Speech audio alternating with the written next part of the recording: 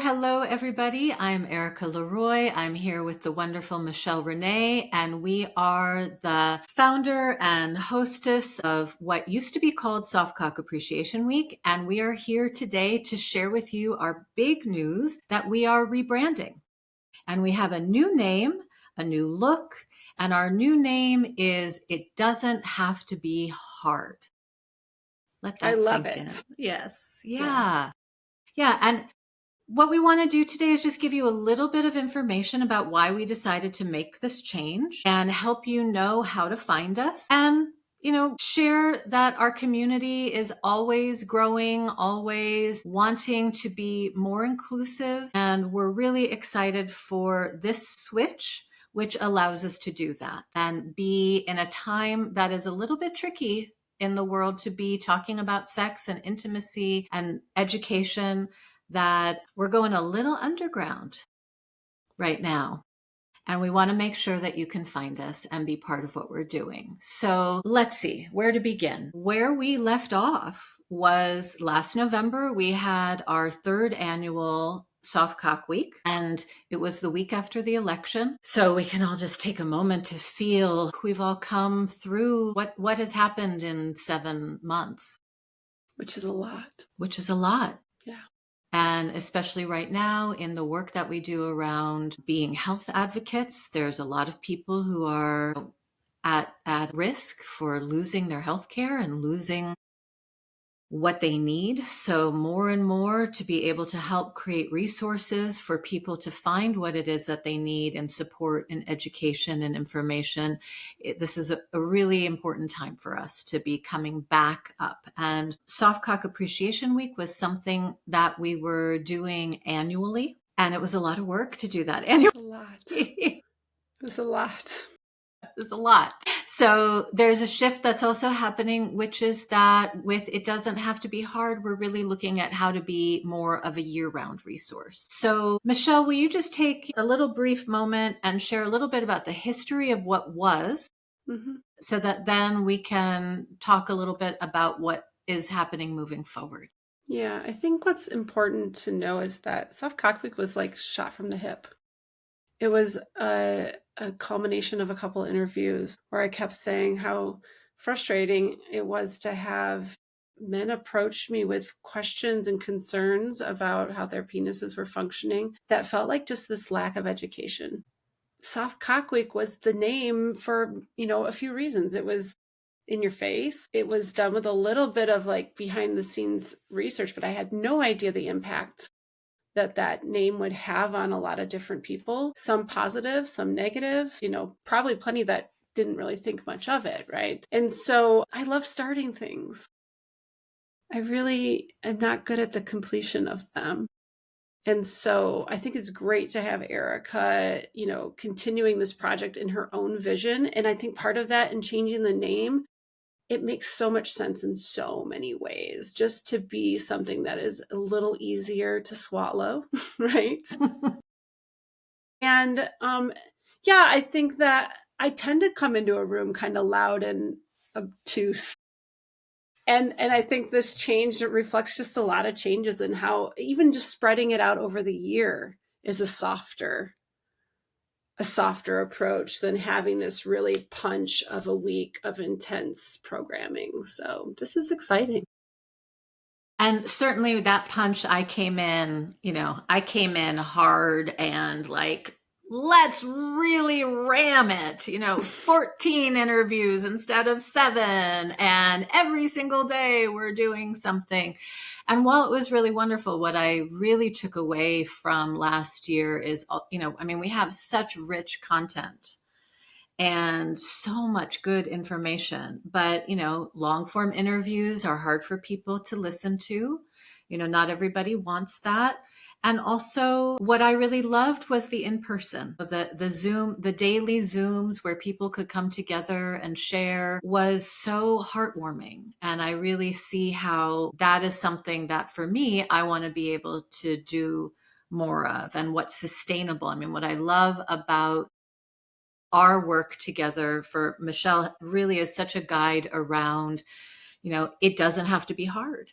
Yeah. And part of the reason that you haven't heard from us since November is I was making things a lot harder than I needed to then. And I really was still in this vision of, more, more, more, more, more. And there is something really powerful with allowing the hardness and the up current to relax and really think about what is a flow, what is a pace, what are the things that we've learned from intimacy that work around human connection that we can apply. I mean, so much of what I've learned in the many years of working with the many ebbs and flows of the penis, of the arousal system, of my hormonal changes is go with the flow and feel what it's like to work with the current and not with it's supposed to be different. It doesn't have to be hard came from one of the men who listened to the different interviews that we had and participated. And I love that the idea of this new name came from someone who has experienced this for themselves as well. Not only what we've offered, but has experienced changes in erectile flow and function, and just was able, when I said, we need a new name, it was an immediate, it doesn't have to be hard. And I was kind of surprised that that didn't already exist. And there it is. So why? I think for those who liked what we had with Soft Cock Week, the in your face part, our wonderful rooster mascot who, we still have here, he's still around, He lives on. He lives on, but we also are bringing in our squid friend. We really heard, even before I came on, we heard people kind of bristling at the word cock. There's a lot, there's things that are cultural, societal, racial that have a hard no to the word that made it so that no matter what our content was, they couldn't come to it. You couldn't avoid it as much as like even the invitation to adjust language to fit your communities when the title is so there. Right. That Exactly. That makes it less accessible, and that is definitely not what we want for this community. Right. And then in my work, where I'm a bridge to the healthcare community, what I was finding was that, different pelvic floor therapists, urologists, medical professionals were also having trouble seeing us as a resource because of the name. And we have so much good information and ways to help, but we didn't want that to be a barrier. While there are certain barriers that I think are good to have in your intimacy, if that's necessary, this is one that wasn't. And so it really became, although it's been such a great journey to have that name, to be in the face, we're really at a different place and enjoying it. So again, our new brand, our new name is It Doesn't Have to Be Hard. Our new visual is very simple, so that when you have something come up on the podcast feed over on YouTube, it's because that was the other thing that we heard was even it's not so much that I have an issue with the name, but by having this in my feed, I'm outing myself in a way that I'm not ready to do. I'm not feeling comfortable about. I don't want to leave comments. There that there's that felt like an outing that was uncomfortable for people too. And we don't want that either. So again, it doesn't have to be hard, it can be related to so many things in our lives right now. And we're sharing with you that, the secret side of this is we are talking about sex. Yeah. We are talking about intimacy.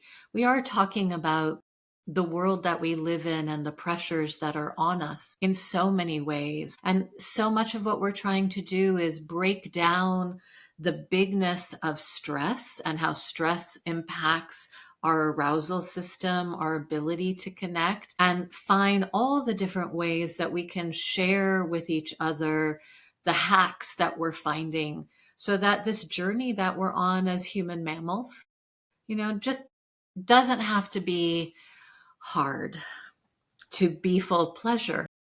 I think what you're saying here is also an expansion of giving a little bit of leeway to the topic. Yes. Because I know for myself, yes, it started around erectile disappointment, dysfunction, whatever you want to call it. But there was always that segment of my world that also wanted to talk about, let's talk about size discrimination. Let's talk about circumcision or non-circumcision. There's so many areas that all touch on each other.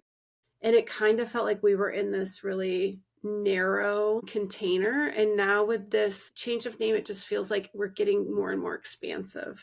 Exactly. Exactly. Similarly, I've thought often about how we, in this idea, in the prevailing idea around hardness, we're missing the whole conversation about how many people who have a vulva, who have a vagina, can't take penetration, don't want penetration, and how that still is hard for people to understand or believe. So we are really going to be expanding what these conversations can be. So in that vein, just to kind of move that forward, what we're doing now is it's July. Starting in July, we're going to try to have at least once a month an interactive experiential topic that people can sign up for and come join us, that will be on things that we're hearing will be helpful. And some months there may be more, some months there may be less, right? Some things may be pre-recorded, some things may be live. So all of that is still fluid. And what we've done is there's an event page now, upcoming events on our website. Our website will now be itdoesn'thavetoBeHard.org. And although you can still reach it through softcockweek.com, but we're shifting things over. And on that page, you will find upcoming events. So there'll be a calendar that you can find more about. And also, really, it's really important now to make sure you're on our mailing list. And moving forward, the mailing list will be coming from It Doesn't Have to Be. It doesn't have to be at Gmail, I think is the way it will come through. So even that, like, we're just trying to make it so that, what comes into your inbox, what comes into your feed, what comes on your algorithms doesn't make you feel uncomfortable on the one hand. And also for us, we're really having to, like I said, stay under the radar a little bit right now, and so that we can keep sharing content with you. So the best thing is to be on our mailing list and be able to get information directly from us. We're also on Blue Sky at It Doesn't Have to Be, I think is what it is. I'll make sure to put that one in here. Or here, let me quickly take a moment and see, what is our Blue Sky? They can always find it on the website. It doesn't have, it doesn't have to, the number 2, letter B hard at Blue Sky Social, right? And then we also have our YouTube is now, it doesn't have the number 2, the letter B is how everything is on the socials, the number 2. So that's it. It doesn't have number 2, letter B hard is how you're going to find us. It's the secret code. It's the password. It's the secret code. Exactly. And if you're interested in getting involved, if you have ideas, if you have suggestions, then please reach out to us. That also is, it doesn't have to be hard. It doesn't have to be hard at Proton, or you can still send it to Softcock Week. Anything else, Michelle? I'm excited to see where this grows into. I'm excited to see where this grows into too. Sign up for our email. Come check out the site. Thank you for being such a good steward of this project. Thank you. Really. Thank you. Well, thank you for entrusting me with it. I've needed the time to rest and recalibrate, but I will say that in the highlight of this last year of my life, having the opportunity to sit with the people who showed up daily during that week that we had in November and hear stories, share stories. We had our big erotica sharing as well. I mean, there's so much that we still have to bring to each other, and we need each other, So whether you're soft, you're hard, you're anywhere in between, we're a welcoming community, and we look forward to sharing more with you. Okay. So You're great. remember, it doesn't have to be hard.